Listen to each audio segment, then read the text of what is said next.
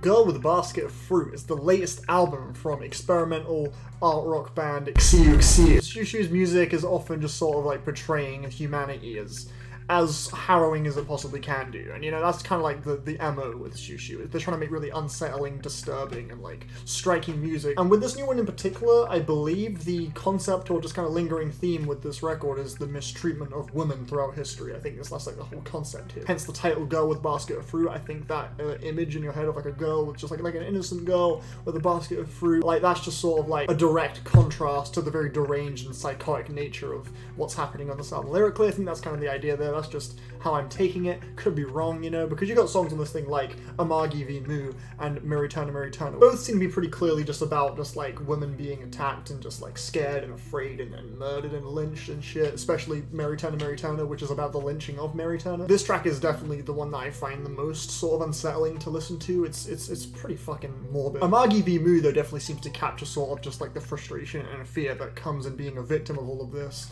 And I think the song is actually a pretty on-point depiction of just someone crumbling at the seams of just how horrible all of this is and just struggling to accept the reality. When you get to the end sequence where he starts going like, it's just the sound of someone just not being able to function. Just the mere thought of how horrific all of this shit is just seems to be completely destroying Jamie Stewart on this track. And I like how this track is mostly dominated by just like a single lone string, and I think that alone creates enough of an atmosphere for it to not feel too empty. This track, as well as The Wrong Thing and Normal Love, are like the three sort of slow moments on the album, whereas the rest of the track list is absolutely fucking mental. The first two tracks are crazy. Jesus Christ, the opening track. We have some wild lyrics going on. Hold on one sec. That line about like, she like waves her boob towards to like waft away the like sickening BO or something like that. That was what the fuck. The hook is literally just girl with a basket of fruit.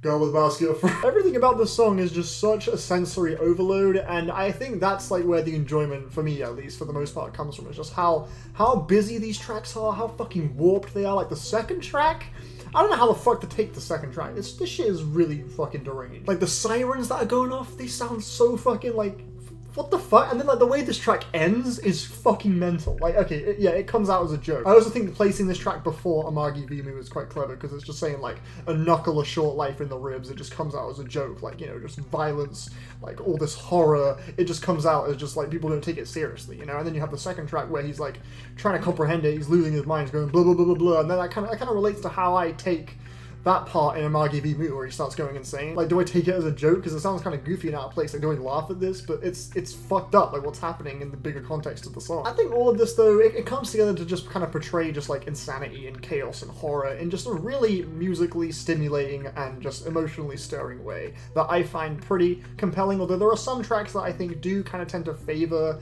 just coming off really freakish and weird at the sacrifice of pulling off like an engaging or enjoyable song. Like Scissors, for example, I think is a little bit too busy and just like a bit too just all over the place and not really quite as focused. You have songs like The Wrong Thing too, which do feel a little bit more focused, but as a result, they feel a little bit more empty. You know, I think the kind of like elongated drones and sort of slow builds on this particular song, I don't really think it strikes the same like resonant chord as say a song like Amargi v Moo, which just has that kind of like vulnerable string carrying. I think that is a little bit more chilling than what's happening on The Wrong Thing. I think The Wrong Thing is a bit of a weak ballad, and the closing track, Normal Love, although it does have some pretty flat production, in my opinion, I will say the final paragraph of this song has got to be the most emotionally devastating part of the whole record for me. I just think this track in general seems to just sort of be about just like longing for the one thing that makes sense in the world, and that is just normal standard love, just something to cling on to make you feel like you have something to lose as opposed to nothing in the fucked world we live in. Like right after the previous 8 tracks of just pummeling insanity, you have this one final track of release, and I think that works pretty well, but the song itself just musically